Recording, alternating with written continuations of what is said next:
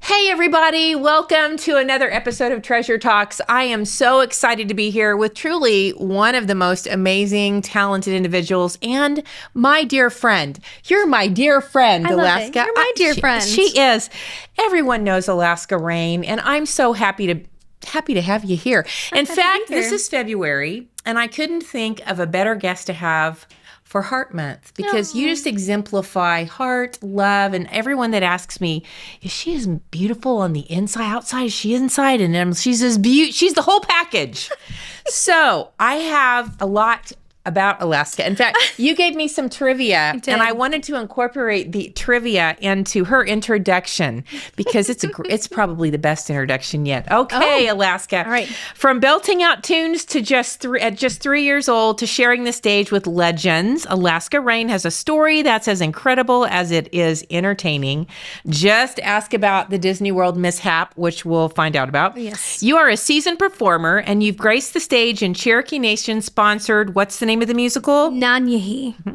2 years in a row, and open for artists like Vince Gill, Cole Swindell, and the Oak Ridge Boys. Speaking of the Oaks, her 6-year journey with manager Jim Halsey brought her close to Roy Clark and country music royalty, even leading her to sing at Roy's funeral, right? Mm-hmm. She's got some wild stories, like getting her first kiss from a trout.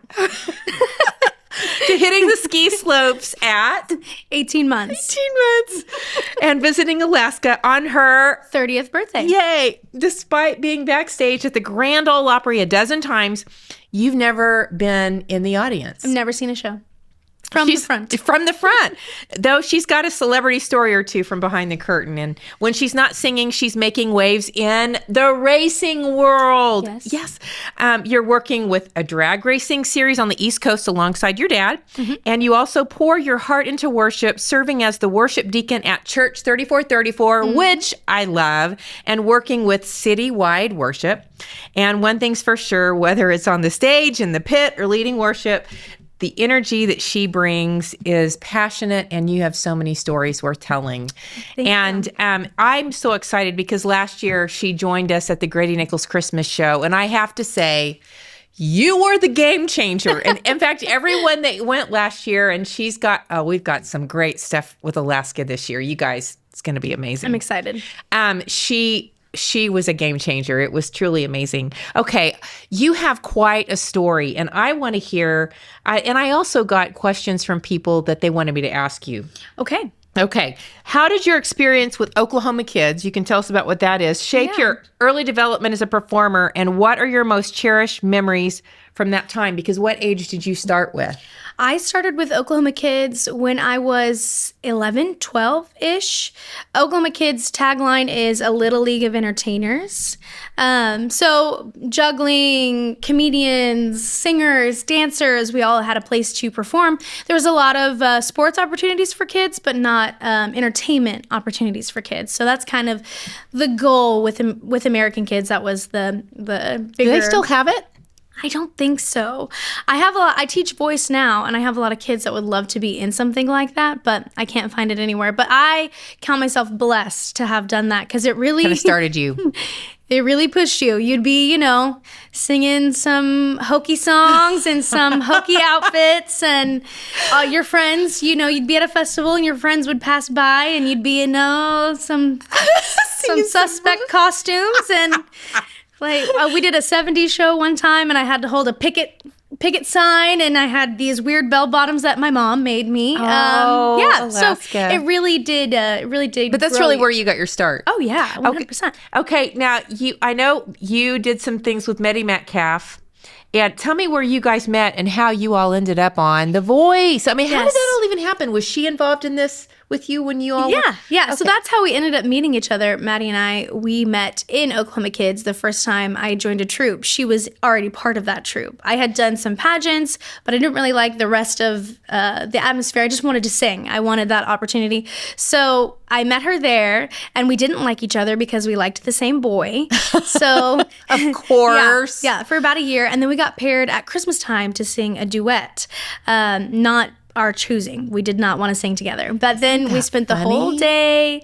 We went to Old Navy and got some belts, matching belts, and then we sang. And after that, we'd been inseparable. You were the best friends ever. Yeah. Okay, how did it lead up that you guys made it on The Voice? So we had done another reality TV show when we were 15. We were on the X Factor, and we actually really? And we made it to the judges round. Simon Cowell. Oh my gosh, I did not know this. Yes, it never aired, thank God, because it was kind of embarrassing. We were young. They cut us off in the middle of our song. Simon told us we sounded like two little girls singing karaoke in the middle of our room, which, I mean, we were little girls. Oh my gosh, I had no idea. And we were singing karaoke, so he had points. But after that, we graduated high school in May, both of us, and Maddie was going to UNT. For jazz studies, and I was going to figure something out. And our parents told us, we really think you should audition for something else. And there's these auditions in Austin, Texas for The Voice. You should just go. And we went, we did the whole cattle call, 100,000 people standing in line, and we just kept making it through and making it through. We were pretty unserious. I think that's really what got us through. You just weren't even nervous about it. No, because we just had no idea how any of this was happening. We were so funny the whole time, and we just made everybody laugh, and we were just two little spunky girls from high school. And how old were you when you were on The Voice? We started out, both of us, 18. Wow. Yeah, I turned 19 when we were in LA. Okay, so tell me about the whole Blake Shelton. Was it Adam Levine? Yeah. Oh, tell me about them. Did you make any really fun relationships or? Sure. I mean, there's a lot of people that they're having to deal with on the show, of course, but Blake, of course, we were from Oklahoma, and the Swan brothers had been on a couple years before us, so he had already had some Oklahoma connections, and he was a great guy. We spent a lot of time with Adam too. Adam really liked us, and he really wished that we had chosen him, but things happen for a reason. Oklahoma ties. Yes, Oklahoma ties. Absolutely. Okay, what was it like? I asked you about Blake Shelton. Yeah. Okay. Let's go back to who you studied under. And I know this wonderful lady, Ernestine Dillard. Oh, yes. Tell me how that all started, because a lot of people, I'm sure, do they ask you, how do you get started? If you like to sing, what do you do? Sure. How did that all start for you, and how much training? And where did Ernestine play a part in that? So I started taking voice lessons when I was pretty young, a lady at church first, because I started singing quite young. My Disney story. I got to hear the Disney story. We'll tell the Disney story later. Did you always just have this amazing, was it just always easy for you? It was pretty natural. It was my natural God-given gift for sure. But I definitely needed some honing on my skills, as everybody does. And I still do. I still try to take voice lessons. But of course, with Ernestine passing away, it's, I haven't found another person to fill my heart. She was amazing. But I started when I was young, and I filtered through a few different people, and then a friend of mine in Oklahoma Kids was taking from Ernestine, and she told me, you've got to go here. And I think I was 13 maybe when I started with her, and then she was my voice teacher ever since. Wow. Yeah, she would throw shoes. It was great. How long did you take from her? Oh gosh. How old were you when she passed? Well, she passed two years ago. Wow. So 28. She was teaching you for a long time. I would have to go and get, a shape up every once in a while, and she'd tell me I was being lazy and, all the things I was doing wrong so that I could fix it. And you do need that when you're a singer. Well, Ernestine, you did a great job. Oh, she's a fantastic lady. Okay, who are your musical influences? Who really shaped you to be what you are today, Alaska? Well, who I loved growing up was Whitney Houston, Martina McBride. I loved all the belters. That was what I wanted to do. The belters. Yes. Celine Dion, and you do it so well. All the people that you listen to that you think, wow, they hit those big notes. I thought I wanted to hit those big notes. And of course, my grandma, my mom's mom, she would always play awesome music when we would be in the car. Janis Joplin, Cher, all the crazy cool ladies, she'd have them playing in a little cassette player when she'd take me places. So I just grew up on that kind of stuff. And then on the other side, my other grandparents loved the Gaithers, and they lived with me. So we had Gaithers flowing everywhere. The Gaithers were everywhere at our house. The gospel. So I had like a cool both sides influences happening. And really, I think Whitney Houston was my biggest. I love The Preacher's Wife. You can belt like Whitney Houston. In fact, this year's Christmas show, you got to come. Yeah, it's because going to be there's going to be I cannot give it away. It's going to be so good. Okay, I want to hear about the Disney story. I haven't even heard this story, so I want to hear it. So this is kind of how I decided that I liked to sing. And I was 3, and we went to Disney World, and they have those little trams that you ride. And I think it was Christmas time that we were down there. We would always go. My grandparents loved to go with my mom's side of the family. And I got up. The first song I ever learned how to sing was "I Saw Mama Kissing Santa Claus." Like that's it. I love that song. So I got up on the little platform on the front and I proceeded to sing. And there was a lady talking in the front and I said, "I'm going to sing now." And I sang. And I've been singing ever since. That was it. Oh, that's great. Yeah. I love it. What'd the lady do? Did she I'm let sure you sing? she tightened up real quick and let me sing.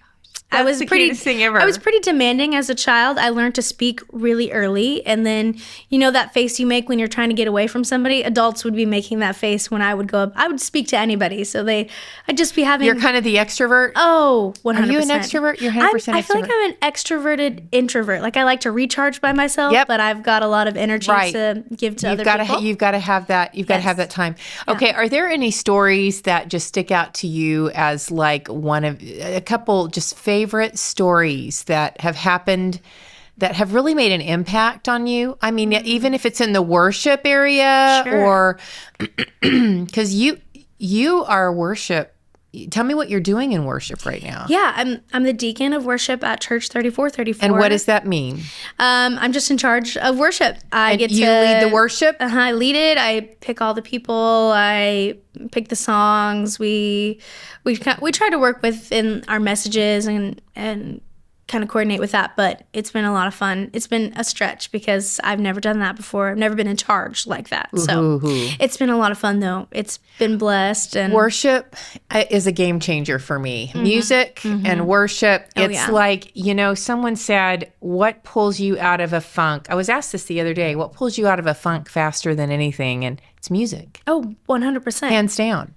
It's a complete game changer. Yeah. And I can just, those songs and worshiping. And it's funny because the Gaithers, my mom and I would listen to Gaithers all the time on her chemo. Oh, I love it. And I mean, they're just nothing like that Gaither harmony. And so, boy, I feel you. I feel you on that one. Okay, growing up in Broken Arrow.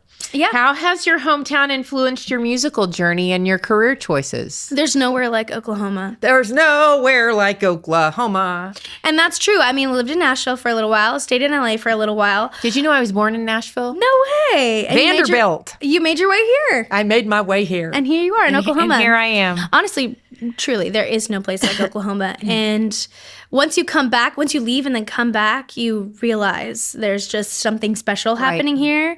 There's a reason why there's so many talented people that grow out of the ground. It's just good soil.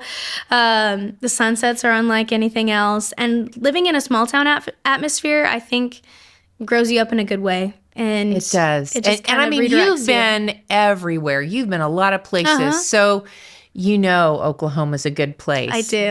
It's a great place. Okay. How has your approach to performance evolved from those early Oklahoma Kids competitions and to your role now as a worship pastor? How has Alaska grown and changed through that?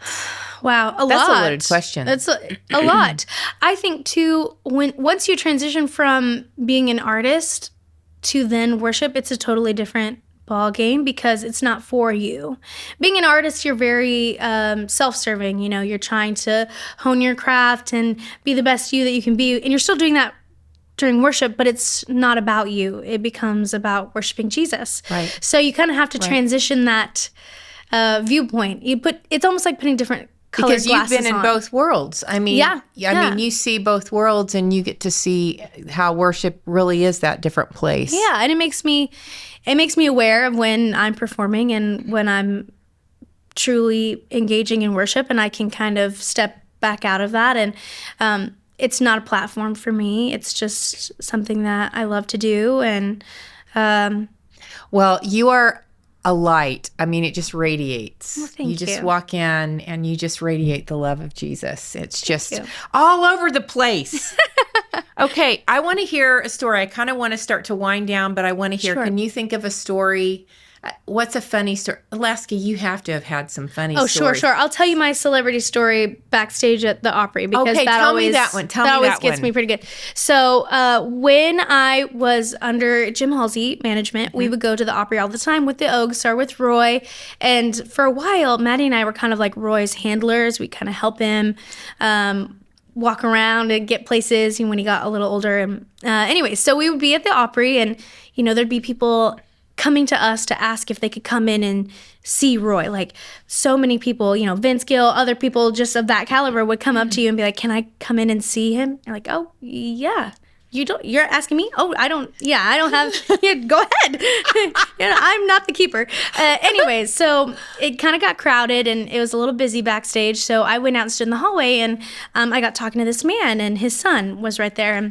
And his son was interested in musical theater, and that's kind of what I grew up in, is musical theater. And so we're just chatting, and, he asked me about my experiences, and I told him I had been on The Voice, and he was, "Oh, that's really cool." And his son wanted to take a picture with me, and I was like, "Okay, great." And so I took a picture with him. I had just told this man my life story, right? So we're there with the Oaks that night, and we go back towards the off stage so that we can see what's going on with the Oaks. They're about to come up, and then they sung one song. The second song comes up, and they're like, "We're going to invite our friend to come on stage to sing his famous song. It's Lee Greenwood." And there comes the man I had been speaking to and told my whole life story to. It was Lee Greenwood. And I slightly panicked backstage trying to think of all the things that I had said to him. Because I'm sure there was a little, extra that he just didn't need to. You don't need to tell a celebrity. So, that is so funny. But you know what? I bet he absolutely loved it. He was probably hilarious. I had no idea who he was. I bet he loved it. I had no idea. I thought he was just a man. And he probably loved that because you were so real with him. Yeah. And that's what's so great about you, is you are the real deal. You are so authentically real, and that is so rare these days, And so, okay, what's on the future? What's on the horizon for Alaska? What are your dreams? What do you want the next 10 years to bring? Well, I turned 30, and that seemed like a big deal, but at the same time, it feels like I still have so many things ahead of me. So whatever I really want. I think the world is kind of my oyster. I've got a lot of big things happening at Citywide Worship, so keep an eye on that. That's a lot of fun. Wait. Is there anything you can we're just working on doing a lot of live recordings right now. So stay tuned. We've been releasing videos pretty steadily, and it's been pretty good. So that's fun. I'm still writing songs. I have a writer's round coming up that I'm hosting in Kansas, and some shows, and I'm just trying to keep all my toes in different pools. You have your toes in so many different pools. Mm-hmm. It was an honor to be able to grab her into this pool to get her to.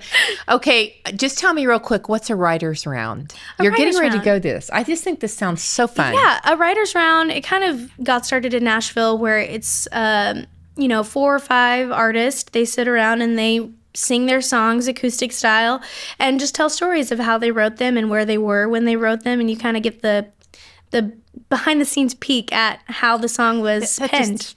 I just want to be you when I grow up.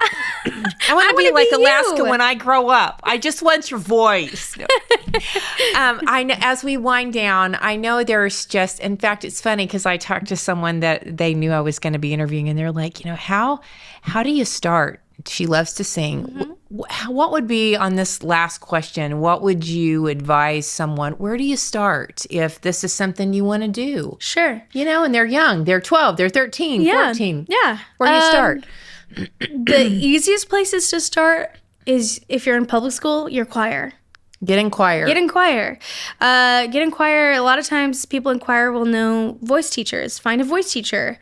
That's the easiest way. That's going to put you in, if you're in church, try to get on your worship band.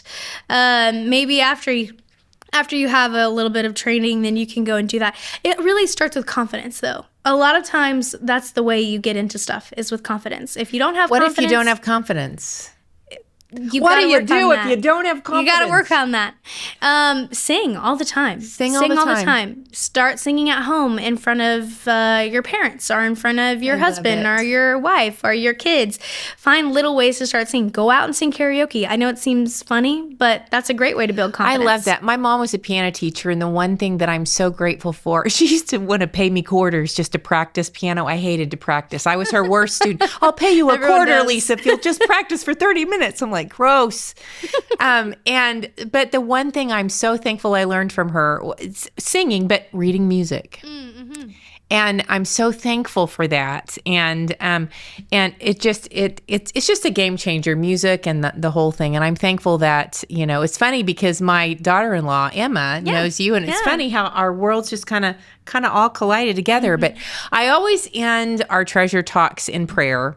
Absolutely. And would you end us in prayer? Absolutely. And, for those watching us that are really going through a rough time right now and kind of like, what do? I don't have confidence. How do I get started? Sure. Could you just kind of lift them up, and we'll just end this in a little word of prayer? Absolutely. Okay.